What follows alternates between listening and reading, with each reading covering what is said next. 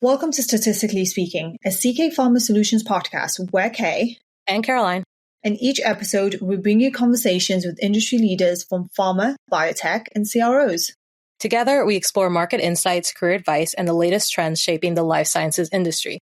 Get ready for discussions that inspire, inform, and help you navigate the ever-evolving world of life sciences. This is Statistically Speaking, navigating the world of life sciences. On today's episode of Statistically Speaking, we are both your guests and your hosts. As co-founders of a life sciences recruitment agency, we get a lot of questions. We speak to people all day, every day, and today we want to answer the most asked questions. So I guess we should introduce ourselves, Caroline. So over to you. Yeah, absolutely. So I'm Caroline Herrera. I'm one of the co-founders here at CK Pharma Solutions. We are a life sciences recruitment agency. So a little bit about myself. I've been a recruiter for over a decade now. Seems a little crazy, but I've been in this industry for quite some time. I got started on the contract side, focusing on accounting and finance. And then I moved over to architecture, interior design on a permanent basis. And then for the last 5 years, I've been over on the life sciences side. So specifically focusing a lot on biometrics. So a bit about myself. As you can tell from my accent, I'm British. My name's Kholoud. I started my recruitment career out in London doing biometrics. I've been doing recruitment for about a decade now, and it's all been in life sciences and biometrics. And very recently, it's also been in clinical operations and clinical development. So like I said in the beginning, we get a lot of questions, and we are on LinkedIn 24/7, and we speak to people 24/7. So we've seen it all. We've heard it all. We've been asked all the questions you can think of. So I think today what we want to talk about and the topics we want to go through is just everything to do with recruitment, and kind of one of the main things that I see, well, very recently that I've been seeing on LinkedIn, I don't know if your algorithm is the same as mine, Caroline, I'm sure it is, but how recruiters are not your friend and are your enemy. And that's one of the main things that I see on LinkedIn. Recruiters are this, recruiters are that. And I think I've seen it so much that it's like, okay, I think it's time that we speak about this. So is that something that you see a lot on your LinkedIn, or is it just mine? Yeah, no, absolutely. I've been seeing it a lot more, I would say, in the past couple months. I'm not sure what's going on out there, but I'm excited to do this episode. I'm excited to share a bit more from our point of view and how we go about it. I know, obviously each company is going to be different. Recruiters are going to be different. So more so speaking about, our process and kind of how we handle it. But I know from our side, every single candidate I speak with, every single client, I treat it very, personal. When I speak with candidates, I don't I see them as a real human. I see them as a real person. I see them, they're a mother, they're a father, they're an uncle, they're a friend. So when I am giving them advice, on their career and their next move, I do take it very seriously. I do navigate it as if, like I said, it was my friend, and I'm giving them advice in their next move. And, I definitely have told people not to take the job. I've told people to stay put. I've told people to, hey, these are the two opportunities. Like, I've waited out with them. And sometimes, your opportunity doesn't make the most sense. I'm definitely really excited to talk about this. We have some really great topics. As Kholoud said, we started off with some of the most asked questions from our friends and candidates in the industry that often ask us, about our process. So I'm excited to shed some light on that. And I think this gets spoken about a lot is, when do you speak to recruiters? Most people don't want to speak to you until they're in need of a job. So for me personally, for example, I'm speaking to candidates that I've been speaking to for over 5-6 years that I've never placed. I've never placed them in a role. They're not actively looking, but they want to stay in touch just to get a pulse of what's going on in the market. So when do you think people should be speaking to recruiters? Do you think they should be speaking to them all the time, only when they need a role? Or what are your thoughts on that? Always. I mean, there is no harm in networking. It is, to introduce yourself. There's no harm. I think, what I've been seeing a lot of is, people not responding to messages or, not connecting with specialized recruiters. And then, I'll get a reply from someone, and I'll look at the date and I'm like, wow, I sent that email 3 years ago, and they're emailing me, hey, I'm interested. I'm interested in this position. I'm just like, you can't be serious. This was 3 years ago. Um, but neither here nor there with that. But I think, absolutely networking always, because the difference there is, I reach out to you, I send you a message about an opportunity. You're in a good spot. Your company's doing great. There's no reason for you to move. That absolutely makes sense. I would say that's probably 90% of the people that, we reach out to. They're obviously very happy in their current role. They're not looking. Those are the best candidates. Yeah. But a simple message to say, hey, I'm not looking, but happy to connect. What does that do? That opens a world of opportunities for that candidate. One, because you're going to share exactly what your experience is and what you're looking for, right? And as you know, Kholoud, I think recruitment, the biggest thing about recruitment, right time at the right place at the right time, right? Yeah. And having that relationship with a recruiter can open absolutely doors that you wouldn't even, I'm talking jobs that are not posted on LinkedIn. I'm talking about jobs that are not created yet, and you speak to a client and you're like, hey, by the way, I just spoke to the stellar candidate. They have XYZ, what are your growth plans? And they'll often say, hey, I wasn't thinking about hiring, but you know what? This just happened. We just got funding. This works out, and boom, Yeah. there's a job. And that's happened to us so many times. And I think Mhm. that's why working with the right recruiter is so important. Like someone who really knows what they're doing and knows their industry inside out. Because 9 times out of 10, if a job is posted on LinkedIn and you're actively looking, you've probably applied to it. Like You that's, don't need us for that.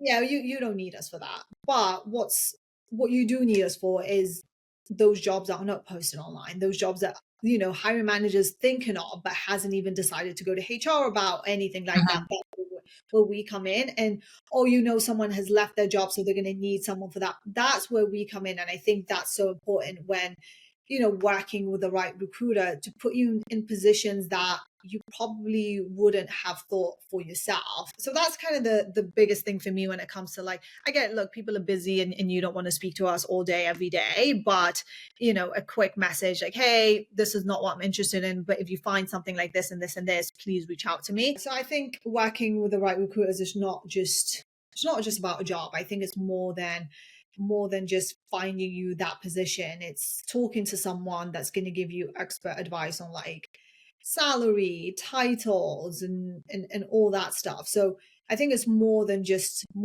a job and finding you a job. Absolutely. I mean, I'm thinking back to like mid 2020, 2021, when the market was absolutely insane, specifically, for biometrics. And, personally speaking, I was getting people $20 to $40,000 salary increases. I remember speaking with a candidate and she said, I'm going to go buy myself a car now. And I'm like, as you should, so it was a really exciting time. The market was hot. And I am thinking about, like, I was reaching out to people were obviously making a lot of move or taking advantage of the situation, as they should.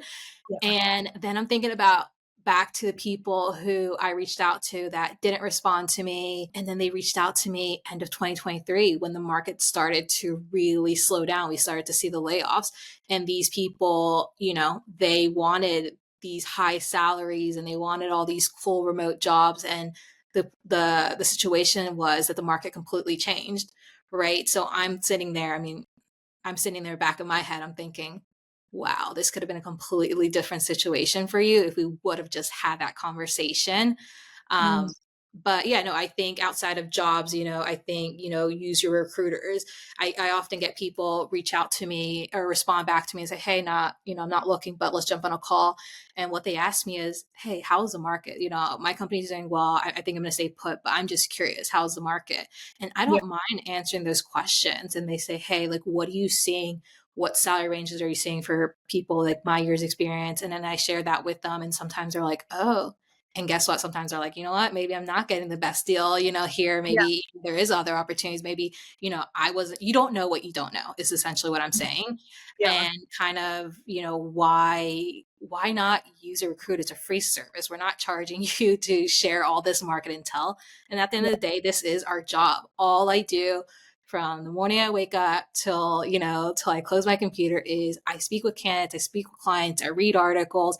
It is my job to know every single thing that's going on in this market. And why Mm. not, ask me? Yeah. I had a candidate reach out to me a couple of weeks ago who I kind of worked with and sent her to a job. It didn't work out, but she was pretty happy where she was anyway. So it wasn't like the worst thing. And she recently reached out to me. She got promotion at her current role and said, "Hey, this is what I got. Is this in line with what the market is? I don't actually know." And I went back to her and said, "No, that's pretty much aligned. Maybe you're 10K less, give or take, but like it really isn't like what they've given you isn't the worst thing. So like pretty good." And she ended up accepting and taking the promotion. But like, if she didn't reach out to me and I hadn't said yes, she would have taken that promotion and like been like, "Oh, is it the right thing? Is it not the right thing? Should I go out to the market, see what's out there, see what I can get?" Do you know what I mean? But when you have someone else who's a sounding board and be like, "Hey, no, actually that's pretty good," you're going to go and accept that promotion, be happy about it. So I think, yeah, like you said, like speaking to recruiters isn't the worst thing. And I know people have had different experiences with recruiters, and each There's one is bad recruiters, let's be honest. There's definitely bad recruiters out there. I hear stories and I'm just like, oh my gosh, like I cannot believe that that person did that. Like, that's the reality of it. There's bad recruiters. That's why you have to do your research, find absolutely. specialized recruiters. And Look I know, at testimonials. Like, we all have them on our page. Look at testimonials, look at referrals, see what people who worked with them are saying about them. yeah, and I know people are going to say, "Oh, of course, you guys would say people should talk to you." Like, I know that's one of the first thing people are going to say. And it's like no one's making you talk to anyone, but I think it's good to have someone who you kind of trust and believe, and be like, "Hey, this has happened. This has happened. What do you think?" Like, these people are working day in day out, so it's not kind of the worst thing to have a good recruit on your side, whether you're looking for a job or you're not looking for a job. I think the biggest takeaway that I would like for, candidates to get from this, if anything, is, transparency, right? When you're speaking with a recruiter, oftentimes, even though this might sound crazy, people, but even though people have open to work banner, they have the preferences set open to work, and you have your titles and you have your locations and all that. And you sometimes these candidates reach out to me, not vice versa, right? And I get on a call and people start to play coy. That I don't understand. I think the biggest takeaway here is transparency, honesty. If you're looking for a specific role and it has to be remote, then just say it's remote. If you're looking for hybrid but in the back of your head it's only once a month, like then just say that. If there's specific, I know sometimes people will say, I'm open to anything. I'm open to certain titles. And then I've seen candidates get to to the finish line and they get offered associate director and they're like, oh my gosh, I would never take that. And it's like, then say it. I think the best way that recruiters can help you and that you are getting reached out to for relevant opportunities is to just put it out on the line. I'm not going to take less than this as a salary. Now, I get the salary conversation kind of, sometimes you don't want to talk about in the front end, but you do have a gist. You know what you're not going to go under. You know that, you can say obviously overall compensation, I get stocks, paint the picture of kind of in the ballpark of where you're at. And then you can leave it at, of course, this is all contingent on what the actual role is, what the company is, what the overall, compensation is. But, when you're speaking with recruiters, you should have an idea of what you're looking for, because as good as I am at my job, I'm not a mind reader. Yeah. I can assess your skill set. I can tell you in the market, what some of these clients, what some of these companies are going to, look at you. They're going to consider you a director, a senior director, or whatever it might be. But ultimately, you're not going to make a move unless it's XYZ. So just tell me what it is. So the Yeah. next time that I'm reaching out to you is specifically for that, versus I don't want to be that. Trust me, I do not want to be that annoying recruiter that's sending you 50 messages and be like, is this the role that you want? Is this what you want? That's not the way I work. I would never do that. I just would never. If you don't, and I think the open to work is such. We know the market is really bad. I mean, it's better than what it was, but it's really bad, and there's a lot of people open to work. And when it comes to being open to work, I think like you said, like if you have a preference and you know what you want, just because you're open to work doesn't mean you're going to take anything or everything. It's just Yeah. that's how it works. So, like for me, and I know I've made a LinkedIn post about this, but like most of the time when people open to work, they either know exactly what they want, and it's so easy, and it's like, okay, this is what you want, this is what you're looking for. On the other side, like, I'll take anything, I'll take any job, any salary, any this, any that, and then when it really comes down to it, it just never happens. And then if you're open to work, I think just do the basics, like have your profile up to date, have your, contact information there. And if you're really open to work, it shouldn't take you a week and a half to schedule an interview.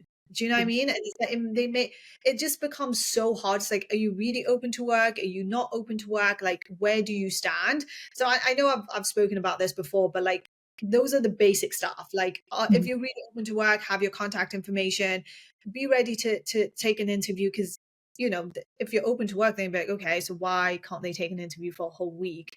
Mhm. And have, like, know what you want, know exactly what you want, like in terms of title, salaries, and the role that you're looking for. Everything. Exactly, because I get it, like, everyone has bills to pay, and you want the opportunity, but when it really comes down to it and you get an offer, 9 times out of 10 you're just not going to take it, because it's lower than what you had, the title, how it's going to look on your resume. So it's just easier for you and everyone just to know what you want, because transparency is key and number one. And I know we've been kind of shouting this from the rooftop in terms of transparency and being honest in terms of what you're looking for and what kind of your intentions are. Yeah, absolutely. I mean, to your point about being available, you'd be surprised. These people have, candidates have open to work, but yet I go to send them an email and their email is disabled. They're not open to, receiving email. So how am I supposed to reach out to you? Then when I send you connection requests, at least, hey, let me send you a message. Let me ping you on LinkedIn. I have to put in your email address. Like, I don't know you. I don't know your email address. Like, yes, I have software, but not always am I going to get the right email address. So it's kind of like, do yourself a favor, put your email address. If you're actively looking, put your email address in your About Me section. Make it easy for people to find you and reach out to you. But on that note, I did want to say we are working on a document to help candidates that are looking for new opportunities on how to optimize your LinkedIn profile. So we'll walk you through everything from what exactly, hiring managers are looking for, how recruiters are going to find your profile, and then like ultimately the settings, like I mentioned, being able to receive emails and messages and connection requests from recruiters. So follow our page at CK Pharma Solutions on LinkedIn. We're going to be posting that guide there shortly. On the topic of transparency, I think one of the things that, and this actually happened to me this morning, but one of the things is, like, I don't know where my resume has been sent. So it's like, what do you mean by that? So as a recruiter, someone that's been doing it for over a decade, and I know me and you, Caroline, do this, is if I'm going to send you somewhere, you're going to get an email from me telling you exactly where you're going to be sent, exactly with you tell me what your salary expectations are, put it in an email, so there's Mhm. no miscommunication at the end. Tell me that you've never been sent, whether you've spoken to recruit, everything, and all the other details. If it's an on-site role, tell me that. Hey, I give you the opportunity to tell me, like, everything that this role is a yes for me, this is the salary that I want, I've never been sent, blah blah blah blah. That way it makes it so easy for you and for me to kind of, okay, she's never been sent, I can send her out, this is a salary, good. Now you have a record of where your resume has been sent. Now, if a recruiter is not doing that and they're not sending you any information about a role that you're being sent to, run and go find someone else. Don't send them your resume. Don't do any of that, because you want to have a record of where your resume is going. Like, that's so important. But let's say you do. You send your resume over to this recruiter, they don't send you where you're going, and your resume's been sent. I don't know what you think, Caroline, but I think it's your responsibility to keep track of where your resume is going. Yeah, no, absolutely. I mean, I have this conversation far too often. I had a candidate tell me, I spoke to them about an opportunity. I'm like, do they sound familiar? Do you know if you applied? And they said, yeah, a recruiter reached out to me not too long ago. I go, okay, what did you say? Did you send your CV? And they said, no, they said they had my CV and that they said they were going to reach out on my behalf. So to me, there's a bunch of red flags here, right? I don't, how did this recruiter get your CV without your permission? Did you give them permission? Did you talk about the role? The candidate had no idea about the opportunity. So what the real issue here is the reality is you don't know if you've been sent out to that opportunity. Yeah. You don't, in this industry, listen, in this industry, the name of the game is recruiters use profiles to open doors. Those obviously should be anonymous. They usually are anonymous, but sometimes these recruiters don't actually work these jobs and they use a profile to, get that relationship started. And again, that's the name of the game for the most part. But where that leaves you as a candidate is you may not have actually been represented to the opportunity. So you think you are. So I'm not representing you, even though I am actively working. I have terms with these clients. I'm working with them, and I don't send you out. And you could have been the perfect candidate, but I'm not sending you out because we think that you already been put forward to the client. So, why are we sending the same profile over? But to your point, absolutely. I think, obviously the recruiters, there needs to be a level of transparency in our end. That's what we do. We get everything in writing. We tell you about the job, we ask about your salary. And then what we do is we send you an email and we have you fill out exactly what you told us on the phone in writing. So it's your words, not our words. There's not an opportunity for us to say, hey, we miscommunication when we're at the offer stage, right? So Yeah. we do everything, try to minimize that. But I think on the candidate side, absolutely get your spreadsheet out, get your notebook out. Like, you absolutely need to know where your CV is going, because I can tell you, you don't look good when your CV is being sent out, to the same company. And if you're interviewing, your CV is still being sent out by recruiters, like, you just look like you're not being transparent. And again, the whole theme here is like transparency. Clients don't want to get involved with someone that thinks they're pulling a fast one. I think transparency is and being honest and is so big for us. I think especially when you're like a co-founder of a recruitment agency and your name is on the door, like, it's very, very different for us to, when we used to work at a recruitment agency. You are up against KPI. So, Mm-hmm. you send a resume that might or might not have been sent. You're like, oh, I'll risk it. Risk it. It's not your name. It's the company XYZ. Exactly. So you're like, I'll risk it. If they come back and say no, what's the worst thing that can happen? But Exactly. for us right now is completely different. If there's like even like, oh, maybe she was sent, then you need to go figure that out and come back to me and let me know. Because the last thing I want to do is send someone to a client. And it's also for the candidate. I don't want to send you to a place where you've been sent 3 times. It's not a good look for you, no matter what. It's just not a good look.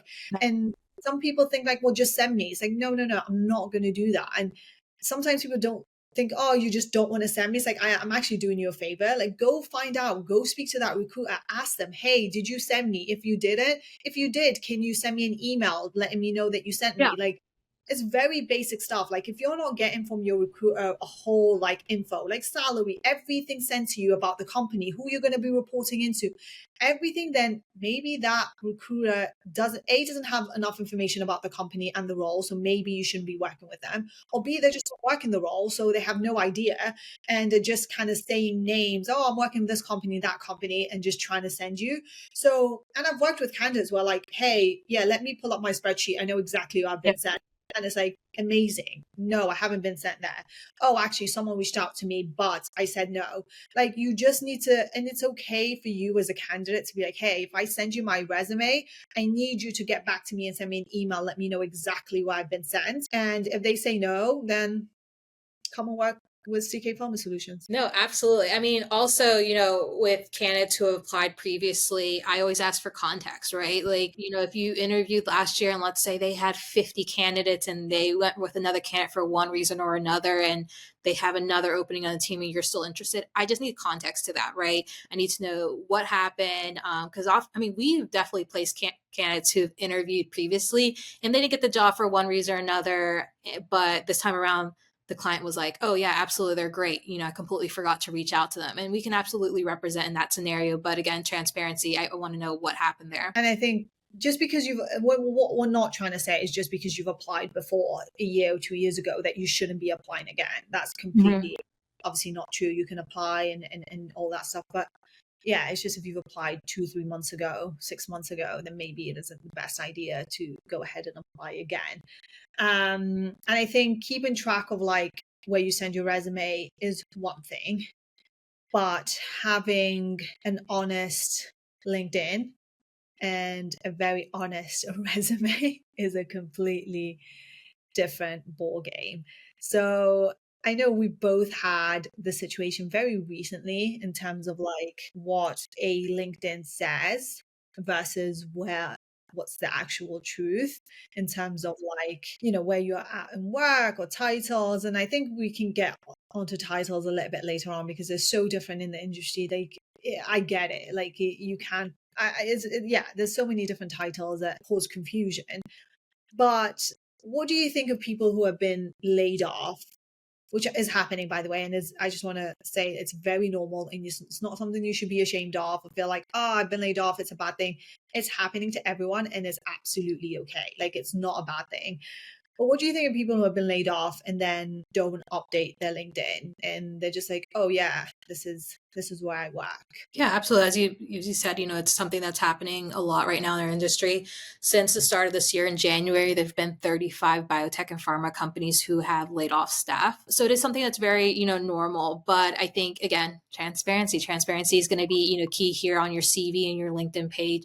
Obviously, we're focusing a little bit more on LinkedIn because that's the first, that's the first area that we're going to go to, understand your background and, ultimately if we're going to work with you as a candidate.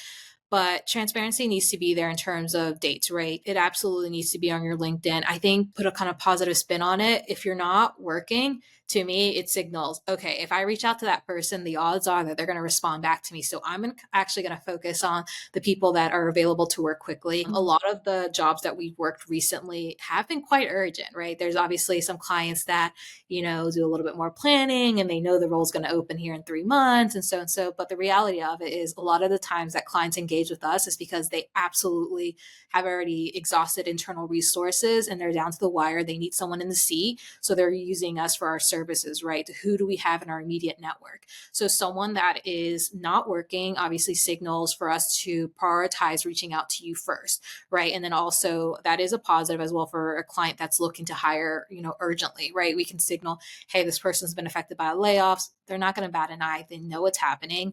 And they're going to say, great, when can they start? Can they start from, 2 weeks after, an offer letter? And those candidates do get prioritized, obviously assuming that they have the right skill set. So where this goes wrong is when you try to like pull a fast one, lack of a better word. And I know not everyone is, great about updating LinkedIn, so let's put that to the side, but your CV that you're sending to apply, you're sending to a recruiter to represent you with, you can put the date. I know, again, LinkedIn's a whole nother thing. Not everyone's so active, but your LinkedIn, you obviously are double checking, or you should. I don't know anyone that's not double checking their CV before they're sending it out to apply or sending it to a recruiter, but you need to have the right dates on there. The reason being, and I feel like a lot of candidates don't understand this, so I'm really glad that we're shedding some light on this, is the CV that you use to apply, the CV that you use to send to recruiters is the same CV. If you get hired, that's the same CV that's going to be sent to the third party background check company. Now, what's going to happen is they're going to use a CV and they run titles and they run dates. And what happens is these background check companies, it'll either be a green check or, a red X. So where your title is, let's assuming you're, VP of ClinOps, that checks out green X. It says that you worked at, XYZ company, green check. And then dates, it says present or current, that's going to come back as an X. I Yes. have unfortunately been in a situation where the candidate, did that, wasn't transparent to me that they weren't working. And the client came back and said, oh yeah, by the way, the background check failed. Like we're pulling the offer. And I was so surprised. I was like, what is happening? What is happening? So I called the candidate because like the client didn't give me much context. Called the candidate. I was like, what do you think it could have been that, that why are you failing this background check company or background check? And she said, oh, well, my last position ended in November, right? So the client isn't going to stick around to try to figure out, okay, this came back, negative on a background check. What else are we going to stick around to find out? Is her skill set actually what their skill set's supposed to be? So Yeah. that just raises flags, and it's very unnecessary. And it might seem to people that's very extreme that an offer got pulled, but that's the reality of it. I lived through it. This candidate's unfortunately lived through it, and it's as simple as that. Like, just get your dates right, be transparent, let them know when the last time you worked is, let them know the reason for. At the end of the day, they are going to do reference checks, so you might be fooling them for the 5 seconds in the beginning of the interview process, but this all comes out the end, and for what? I completely agree. I feel like, I think a lot of people don't know that. And, Mhm. unless you work in recruitment, I didn't know that before either. Like the Yeah. resume you send is a resume they're going to use for background check. And most background checks are just, like you said, are just not going to come back to you and be like, oh, this, everything 9 was good, but 1 was wrong. They're just going to be like, oh, she didn't pass the background check. That's it. And then they just pull the offer. And yes, like you said, LinkedIn isn't something you're going to update. Maybe you're not as active. It is what it is. Not a big deal because they're not using your LinkedIn to run a background check. They're using your resume. So just make sure your resume is updated. And most of the time, 9 times out of 10, 10 times out of 10, when I speak to a candidate and they send me their resume, I will take their resume and look at their LinkedIn and be like, okay, they match, they're updated, good. If they don't match and they're not updated, look, I'm going to still send your resume, but I'm going to tell you, like, hey, please update your LinkedIn, because by the off chance a hiring manager looks at your LinkedIn and they're like, you don't want to cause, during an interview process, the last thing you want to do is cause any confusion, any doubt, anything.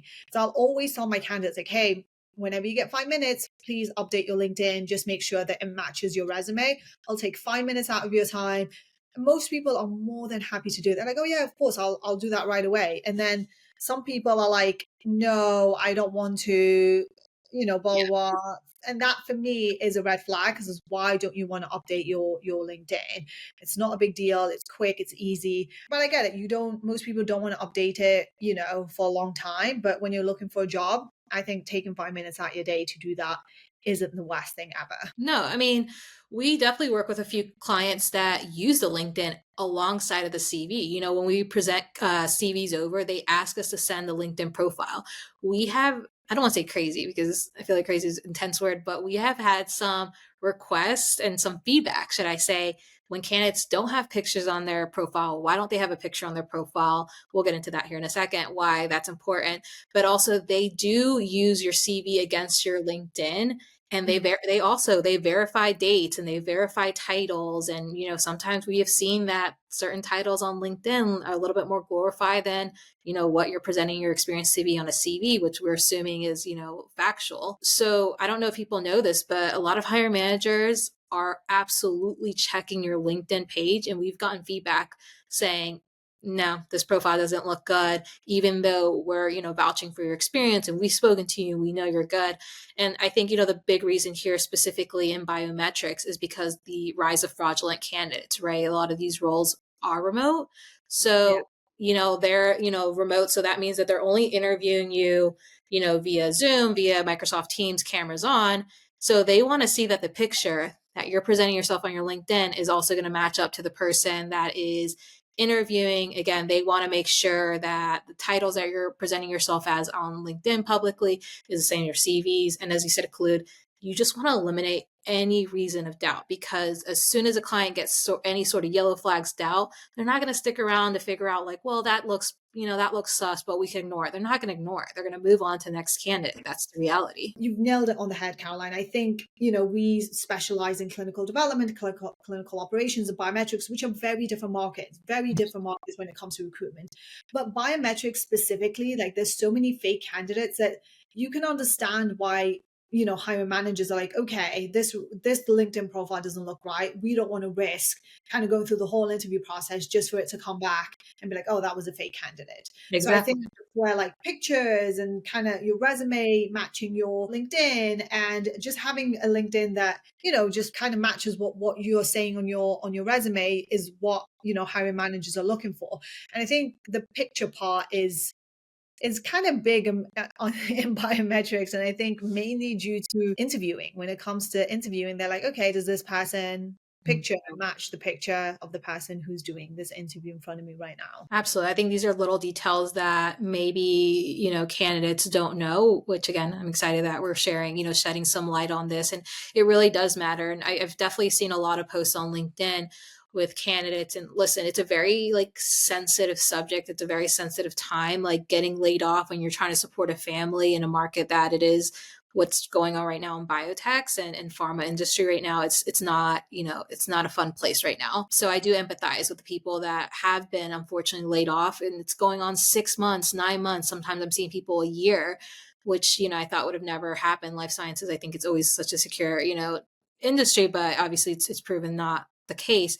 But I think, this is kind of I want to share with candidates like your LinkedIn profile in this day and age is just as important as your CV. But the post that I've been seeing is candidates, saying like, why are we talking about my LinkedIn? Why do I care about, why do you guys emphasize on my LinkedIn needs to have this? I worked on my CV. It took me so long to work on my CV, and that's what you guys should be focusing on. But that's not, I hear you, but that's not the reality in the market we're in. Like, you got to ask yourself, do I want and not do I want to do everything in my control to make sure I do get an opportunity, or do you want to just revel in the fact that I have a good CV and that should be good enough?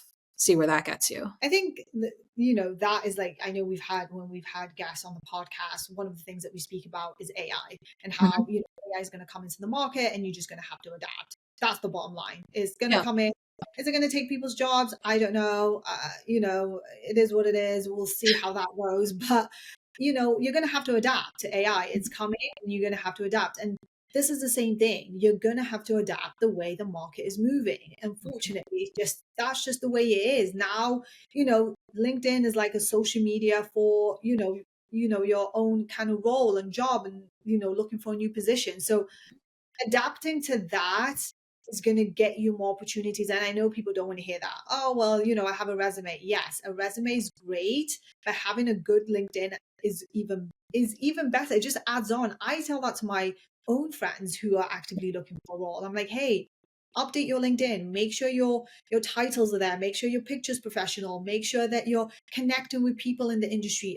And my friends are not even in life sciences. I'm like, this is advice I give to everyone. Like, have a good resume, have a better LinkedIn. Don't fight it. It literally takes you 5 to 10 minutes.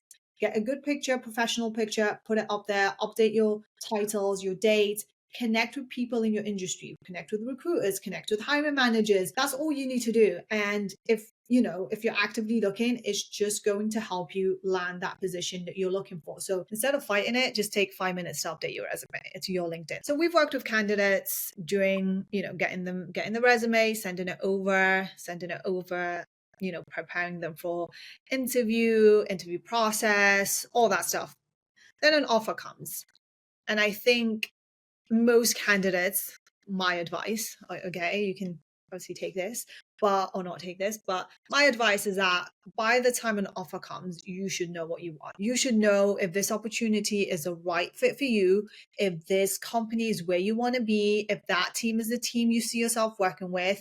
And if you've worked with a good recruiter, you should know what the salary is going to be. Like, you should know the salary, PTO, bonus, and everything in between. Like, you should know that, and you should just be waiting for an offer. Now, what are your thoughts on like knowing what you want before an offer? And why do you think that's important? Why should people know what they want before an offer comes in? People may not understand is knowing exactly what you want is such a huge advantage. It's advantage to yourself. It makes the process go a little bit easier. And I'm going to provide some context here, but I cannot stress enough that when you had at least that first interview, obviously if you're working with recruiters before that first interview, you're going to understand what the package is. You're going to know the salary. I don't know any recruiter that has ever engaged with a candidate without knowing the salary before they agree to the first interview, but you're going to have a good sense of, by the time you have that first interview, again, the role, the responsibilities, the title, what they're offering. So it is on you after that first interview to really understand what is it exactly that you're looking for. And I'm talking about from a compensation standpoint, I'm talking about from a role standpoint, and also like long term, and how does that fit into your opportunity. The reason why this is such an advantage for you to know before you get to an offer is that it's going to be a lot firstly, it's going to be a lot easier on you. I think offers should be something that's really exciting. And those candidates that don't know what they want, I see them scrambling, I see them stressed, I see them not knowing what is about to happen. And it's, to me, it's a little bit, I don't know. It gets a little bit confusing for me because, again, it should be a really exciting time. You got an offer at a company that you interviewed for. So I'm assuming you're interested, right? You interviewed, you're waiting for an offer. But the situation here is if you know exactly what you want, and as you said, Kholoud, when the offer comes, it should be a pretty easy decision. Either the company gave you what you stated at the start that you're looking for, or they didn't. So it's either you accept it, because it's exactly what you want, or B, you counter it, and obviously, you guys work together to understand, hey, this is what I was initially seeking. But candidates that don't know what they want, it gets really tricky, because how are you supposed to know what to do with an offer and what to say if you don't know what you want? So example, a company gives you an offer and you're like, great, let's assume it's 20, 30K less than what you want. What are you supposed to say? I can appreciate if I was a candidate and I didn't know if I wanted the job or not, I would be like, oh, uh, you know, what am I supposed to do with this? And what I've been seeing lately is candidates who don't know what they want, they jump right into the counter offer. They're like, oh, well, I wanted 250,000. And the client's like, sometimes they say yes, sometimes they say no. On the off chance that they say yes, you're now waiting for this company to give you a counter offer, all whilst not even knowing if you're going to accept the opportunity or not. So you're creating this whole scenario that, from my perspective, could have been completely avoided by knowing what you wanted from the start. Because if you knew from this, after those interviews, you didn't want the company, it's a simple, hey, thank you for your offer. This is not what I'm looking for. Those candidates that don't know what they want, I think, open a can of worms, because then comes in the factor, the counteroffer, your current company, right? If you don't know that you want to make a move, then you start entertaining crazy things like, oh, maybe I'm just going to stay at my current company. And then to that, I say, why even interview? Or then you start countering an offer that at the end of the day, you still don't even know if that's what you want. And you're counting a number just to go for them to come back. And then you're countering, and then you're not even accepting. Yeah. So it's just really messy for no reason. And I think, again, people are going to say, you guys just want us to accept an offer because it's good for you. And I Not want to make sure that, people understand this. For me, and I've said this to every single candidate I've worked with, it is your decision at the end of the day if you Mhm. want to take this or you don't want to take this. What we don't want to do is play little games. I know there's a lot of LinkedIn influencers out there that are giving a lot of advice, and I'm telling you right now, most, if not of that advice, is wrong. It's just wrong advice that just doesn't make any sense. And a lot of people take it on and think they're smarter than everyone else and that they can play this little game and, oh, I'm going to win at the end. It never works like that. I just want to be very honest with you. We can see what you're doing from the minute you start doing it. So for me, I'm always honest with my candidates, like, hey, if this is a right fit for you and this is exactly what you want, then take it. Take it, accept it, and this is going to be the right fit. If this is not the right fit for you and you do not see yourself working here, and whether that's salary or whatever the case may be, then don't take it. But you have to move out the way for someone else to take it. You can't just be in this limbo and ask for a counter with no intentions of taking it, and then like do all this little stuff to maybe gain time, get another counter offer, take the offer, give it to someone else and be like, hey, this is my offer, can you give me more? If you give me more, I will like ultimately the person that you're doing all this to could be your potential employer. Like, people forget that this is someone you could potentially be working for. All this other little games that you're doing with other people, those could be your potential employers. So it's not the best thing to do, and that's why knowing exactly what you want is so important. If you're going to an interview and the salary is maybe 20K less than what you're making, but you want to take the interview for the role and the company and the potential of growth for yourself, and then the offer comes in and you're surprised, in my head, I'm like, why are you surprised? Mhm. Exactly what we've spoken about. Nothing has changed. But if you're going to go, it's much lower than what I'm making. Well, we knew that from day one. So why are we having this conversation? It's like, okay, let's put the money aside. You wanted to speak to them because of the growth of the company. Did that match what you're looking for? And 9 times out of 10, people are like, yes, absolutely. Okay, so that's a yes. You knew the salary, you took the interview, and now we're here.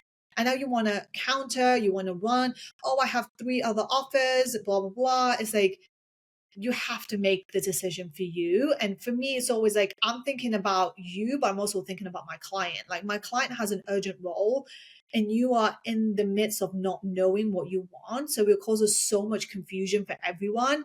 And then ultimately you're like, oh, I'm going to take it and try to get a counter offer from my current employer. And I will be the first person to tell you, let's just take this offer back. We do. I would never And I think people don't understand when it comes to recruiters, especially I'm speaking for us because I know how we work. Like, I would never in my life force you to take something that is not right for you. Just never. Because ultimately, if you Gonna work drop, out. Mhm. yeah, you drop from that role, I look bad. I look really bad. It's taken me a decade to build my reputation in the market where people trust what I have to say and trust that if I send someone that that person's interested, that that person wants to go. And look, things happen. Like if an offer comes out and it's not what you wanted and things have drastically changed, then I completely understand. Yeah. But if things are the same and at the end you want to play, these like potential little games. It's like, oh, well, I want to do this. I want to do that. I'm going to counter with no intentions of accepting the offer just so I can gain some time and like get another offer. I think I see that a mile away and I'm the first person to tell you, please don't take the offer. Just leave it and go accept whatever else you have going on because it's just a waste of time. No, absolutely. And I think what candidates may not understand, and probably rightfully so, right? Again, we're the ones that do this day in and day out. So I'll be honest, sometimes I take, for granted the information that we have because it feels so second nature. I live this world every day for over a decade now. So I just assume that everybody knows what we do, that we know, they know the same information we know when it comes to the offer stage. I'm just like, yeah, it's a no brainer, get your offer, know what you want. But the more that I'm in this industry, the more, recruiting, what I want to share with people is knowing what you want, again, is such an advantage to you because I'll give you the scenario here. You have a client that's interviewed two candidates, similar skill set, right? They both have similar skill set. They're roughly in the same price range. And one candidate has been throughout the process really excited through, sends a thank you letter after each interview. Thank you, client XYZ, for the interview. I'm really excited because, I can see my skill sets of, so and so really blending in with the team. And they've done this consistently. And then they get to the final interview and they say, you know what, thank you so much for the final interview. I think this is a great opportunity. I'm really excited. I'm hopeful for a positive decision. Whereas you get another person that interviews and yeah, they're rock star, they're good at what they do. Obviously, that's why they're interviewing. That's why the client's interviewing them. But there isn't a lot of enthusiasm. There isn't a lot to say that if there was an offer to this candidate, is it a resounding yes? So we have a client here with an urgent hire. We have these two candidates. I just played out the scenario. Who do you think is going to get an offer? Who do you think the client's going to take the time to extend an offer? Is it going to be the candidate that is clearly going to accept yes, contingent on the offer is good and everything that they've discussed? Or do you think it's the one that has been a little bit more reserved? We don't know where they stand. And that is what I want to share with people. Like, it definitely makes a difference, even at the end. Like, when you're working with your recruiter, it's something that we do. Obviously, we pre-close our candidates and we do this so we can work the best of our ability to go to the client and say, hey, client, guess what? They love you. They're willing to accept. They've thought about it. They can start this day. They thought about it. If you give them the salary XYZ, which we've been saying since day one, they will accept, and that definitely pushes a client to say, okay. Whereas if you have an indecisive client and we're just like, yeah, the candidate thought the interview went well, we're kind of leaving it at like, the ball is in the client's court. They have to figure out, okay, do we give an offer? Do we not give an offer? Do we interview 50 more candidates? But again, if we're saying this is a done deal, if Yeah. you want this candidate, you will get this candidate. You just now have to put together the offer letter. That is a world of difference. And maybe candidates don't understand the optics of what goes on behind the scenes, but this is what it is. So again, if you want the offer, that's great. If you're unsure, I don't know what to tell you. Like, you went through, so, you have to figure that out. Yeah. And I think for us, like, thankfully, most of our candidates that we work with, it's like very, straightforward, smooth process. We're very thorough with everything we do, whether that's, the pre-screen we do before we send you out, throughout, interview prep, every candidate we work with can vouch for our interview preps are top notch. And we're going to walk you through exactly what's going to happen through that interview, so you're going to go in prepared, and we're going to talk you through the offer. You're going to know exactly what's going on before an offer even comes to you. And But at times, obviously, we have candidates that, are just They go interviewing. rogue. Yeah. They're interviewing for the sake of interviewing. I think people think we don't know this, but you want to get an offer, take it to your current employer and get an offer. We see that happening. Like, even if you think we don't, like, we do. And I think when we're very honest and tell people, like, hey, this is a situation, people are like, oh, you just want us to accept. And PSA, I want you to do what's right for you every time. Every single time, I want you to do what's right for you, your family, every time, whether that's through me or through anyone else. The last thing I want is for you to accept something and call me in 2 weeks. And thank God that has never happened to me. Call me in 2 weeks and be like, this is the worst decision I've ever made, ever.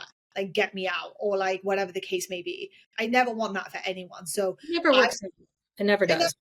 and like the last thing I want is the client to be like, oh, well, CK Pharma Solutions hires and they hate it here. And it's like, no, like we want to make sure that you're good, you're happy, this is the right fit for you, your family, and everything in between. So just be honest and just be transparent to yourself about what you want, because at the end of the day, no client wants to feel like they're second best to anyone else. Like, they just don't want to. Every biotech thinks they're the best biotech, and everyone should be so happy and excited to work for them. When they feel like they're second best, they pull away. They're like, I don't know, we'll continue interviewing and see what happens. Because just like everyone else, they want people who are excited to work with them. They feel like they're doing a great job, and they want, people who want to be invested in their company, which is very understandable. So yeah, that's just our take on that. Yeah, absolutely. I mean, that also goes with where we are currently in the market, right? If we're looking back at 2020, 2021, it definitely was a candidates market, right? It was the opposite. We had candidates interviewing. I had candidates interviewing with 6 companies at one time through us. It was insane. And I was advising the client, hey, you got to sell the opportunity better. You got to talk about the culture better. You got to, talk about all these things, because money aside, like, you have 6 other companies that potentially giving offers. But the reality of where we are at this current market, it's the opposite. It's a client's market. They know there's a lot of candidates that unfortunately have been laid off. How are you going to stand out if candidates have similar skill sets, right? There's a lot of good people, unfortunately, who have been laid off. So you're amongst all those people, right? And this is just, from my perspective, this is a very easy thing that you can do to help yourself get the job. Just understanding from the get-go what you want, and being enthusiastic and not playing so coy through this interview process, not playing coy with your recruiter. And I do want to stress, your recruiter, we do have the ability to influence, as I mentioned. When we go back to our clients and we say, hey, we think you should hire this person because we feel good that they're genuinely excited. So all those things play into factor, which I guess maybe candidates don't really understand. They probably think, hey, the recruiter sent my CV and they have no influence. That's further from the truth. Like, our clients are asking your advice. They're listening to who they should hire. Yeah, every client we work with is listening to what we have to say, and that's just the way we work. Like, we're going to tell you exactly how the candidate is feeling about the offer and how they're feeling about the company. We do give them feedback, like that. Just as we take feedback from you, we're giving our clients feedback. And ultimately, and I don't even know if I should say this, but like, it's a very, very small market. I know Yeah. you guys don't understand that and think, oh, it's not true. But it's a very, very small market. Yeah. And I don't think a lot of people understand how many backdoor references happen before they even speak to you. Yeah. So if someone has worked with you or someone has interviewed you and you've done something, like, there is so many backdoor references that happen that clients come back to us and like, hey, yeah, someone interviewed her at her last company and it wasn't great, or or that happened. And in that moment, there is nothing I can do. Like, there's nothing I can say. There is nothing I can do to change this person's mind. Because look, I get it. People have bad days. Things happen. It is what it is. But at that point, there is nothing I can do. So bear that in mind. Like, these talent acquisition people that you work with, these hiring managers that you work with, like, they're going to go to different companies and you're going to end up maybe interviewing with them. And then what? And then they do a backdoor reference and they're like, no, Kholoud, thank you for the resume, but we're not moving forward with her or with him. Then conversation ends right then and there. There's nothing I can do about that. No, absolutely. I think that's a really great point, that again, maybe candidates are not aware of that, especially in life sciences, and especially as you get into leadership positions, which we do a lot more work with at the director and VP level, that it's a very, very, very small talent pool, and it's a very small, network, and everyone, oftentimes it's really rare that we send a director VP level candidate and the hiring manager hasn't heard of them, or someone on the team hasn't heard of this person.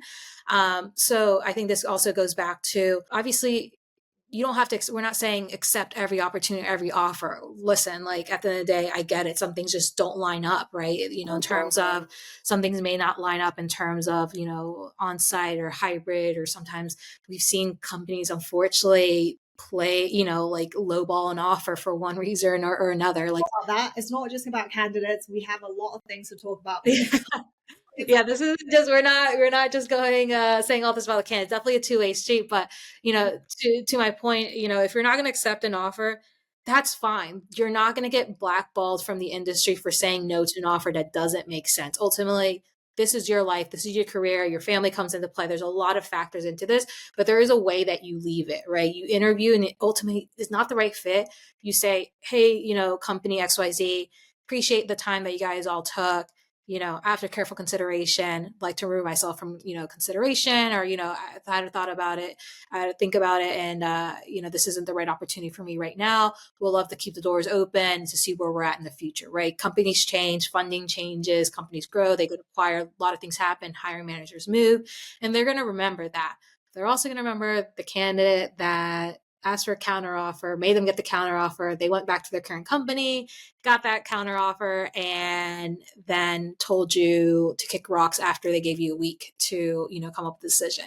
They're absolutely going to remember that. Look, I've worked with candidates that are very recently about to go into final stages, and they called me. They, hey, Kholoud, like, I love the company, but realistically, for me and my personal life at the moment, this is not going to work out for me.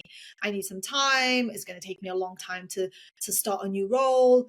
And I was like, absolutely, take your time. If this, Yeah. thank you for letting me know. I will let the client know this is not the right time. And I'm sure when the time is right, and you are interested in them and they have a position, I'm sure they would love to speak to you.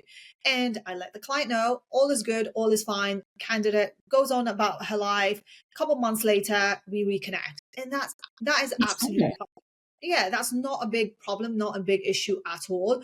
I think, yeah, just be, I guess the word of the day is just be transparent and be That's what it honest is. about what you want, what you need, and it will just make your life 100 times easier, to be honest. Absolutely. I mean, again, yeah, transparency is key here. And, for that candidate, sometimes things do happen and they end up saying, hey, you know what, it's not the right time. And that's fine. And the way that that candidate left it with you is, she's someone that's on your radar, Yeah. and, you'll stay in touch with her, and then, or them, and you'll stay in touch with them. And then when another opportunity comes, you're going to reach out to them.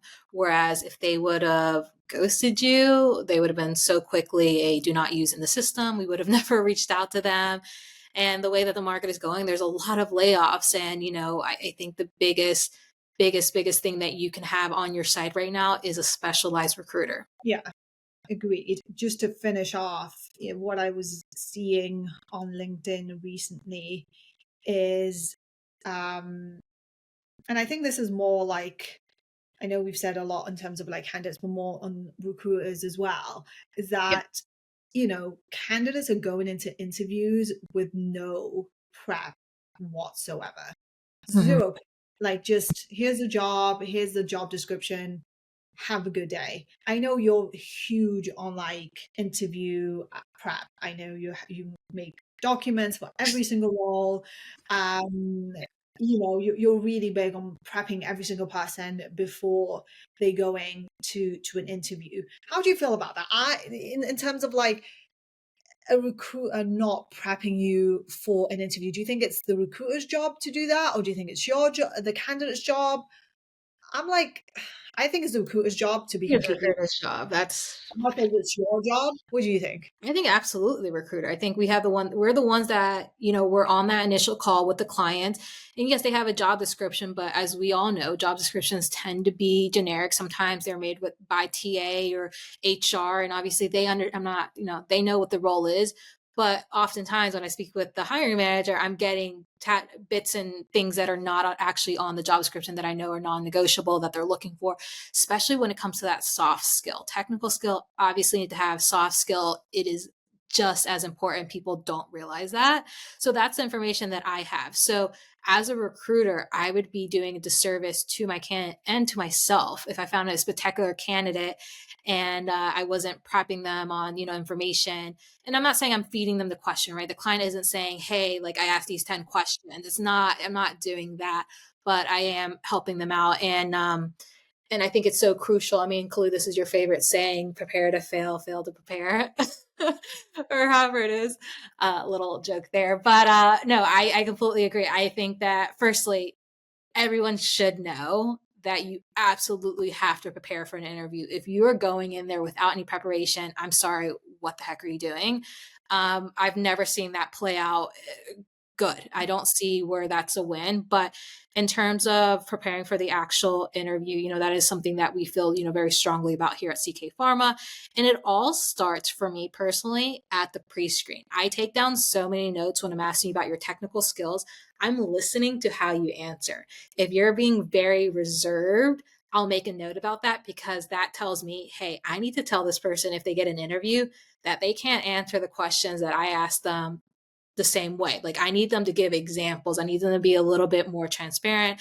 If they're also on the flip side, I have candidates that sometimes are very long winded when I'm asking, hey, what phase did you work in? And you give me a life story. Like I love it, but also at the same time, please don't do this to the client because it takes away that, what your actual experience is. So there is a balance, and long story short, absolutely your recruiter knows the ins and outs of the role, or they should at least, and they should be giving you as much preparation in terms of, how relevant examples is a big one, and a little bit more about like the soft skills, right? And if this candidate aligns very well with their soft skills, tell them, don't shy away from that. I always say that, when clients say, hey, like culture is a big thing, and I speak to the candidate and they're awesome and they're so friendly with me, I say, you got this. Don't be nervous. I know how interviews make people nervous. So people clam up, they shut down.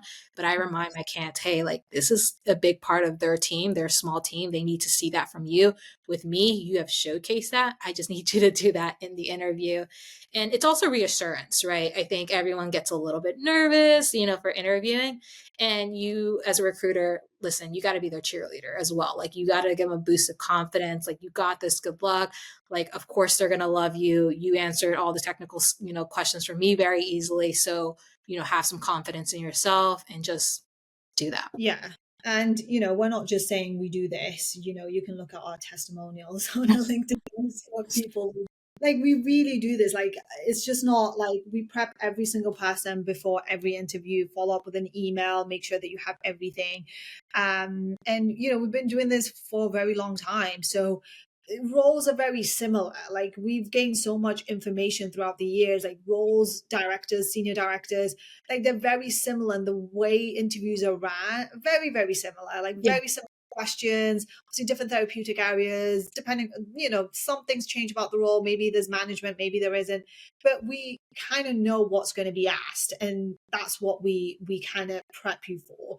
And it's just to make sure that, you go in and showcase your ability. Like Caroline said, like, don't kind of take a step back and be like, oh, more, they show off what you're able to do and show off your skills and your experience. Like, you've earned it. You've been doing this for a while, and, they're interested in your resume, and, you want to be able to showcase that. And we also make sure that, you go into the interview with questions prepared for that, because you don't want to leave the interview being like, oh, I didn't ask this, I didn't ask that. So we kind of get you thinking in terms of like what questions you want to ask. Do you want to ask about projects? Do you want to ask about career growth? What's interesting to you that you need to know after this interview, that you're like, okay, I have all the information. So having you kind of start thinking about those questions is also a big part of our interview prep, so that you come out of the interview as informed as you possibly can. So yeah, I think it's definitely on the recruiter to best prep you, but then also you should take your time to like look up the company and stuff like that, because the last thing you want is to go in and know nothing about the company, only the things that we've told you, kind of thing. So you Yeah. just want to So you do a bit of both, like recruiter and yourself, and look into the company and stuff like that. And I've had emails from candidates, and I'm sure you have, Caroline, they're like, thank you so much for the prep. That's actually really helped me. And, it actually made me less nervous, and I went in super prepared. Like the questions were not, were like as expected and stuff like that. So we're just here to help you and make sure that you land the role that you're looking for. But I think that's it from us for today. I think that was a lot of information, and I hope it helps one or two people in terms of, anyone who's going through an interview or going through an offer or is open to work or, potentially wants to go into the market or whatever the case may be. CK Pharma Solutions is always here to help. So if you guys have any questions, we post a lot on our LinkedIn in terms of, advice and tips and stuff like that. So if you go to LinkedIn and CK Pharma Solutions, there's a lot on there. And then in terms of any of our latest jobs, that's also on our LinkedIn and on www.ckpharmasolutions.com. So that's it from us. We'll be back, and our next episode will probably be talking a little bit more about clients. So we will keep you guys updated on that episode as well.